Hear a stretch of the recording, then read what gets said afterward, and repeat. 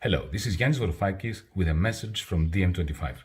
You may have read in the newspapers, heard on the radio, watched on television, the triumphant announcement that President Macron of France and Chancellor Merkel of Germany have come to an agreement to create a very large fund, about 500 billion euros, that pools together resources from the European Union, a form of a Eurobond, to fund directly, without loans, businesses and societies and communities across the European Union. The purpose of this brief message is to urge caution before we celebrate.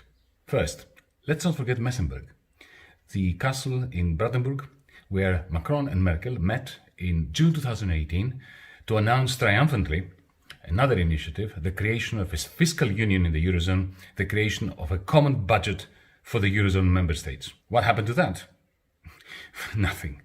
It ended up a pathetic line somewhere, a footnote, in the European Union budget worth 0.01% of the total domestic product of the Eurozone. But even if this latest Merkel-Macron proposal sees the light of day, gets approved and proceeds exactly as announced, very unlikely, but let's suppose that it does, it's not a Eurobond. It does not constitute a transfer of debt from member states to the European Union. Thus, it will not reduce the pressure on Italy, on Spain, on Greece, on France, indeed on Germany, to lessen the austerity wave that's going to hit our economies next year.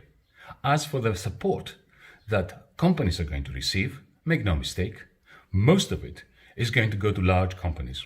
It will not end up with small business. It will not end up with those who truly need support in order to survive this huge new recession and the repercussions of the great austerity drive that the European Union's fiscal stance is going to bring to us next year, in the years to come. The European Union will continue to disintegrate as long as these decisions are taken behind closed doors, in castles, in rooms with adults that are not particularly good at even looking after their own interests.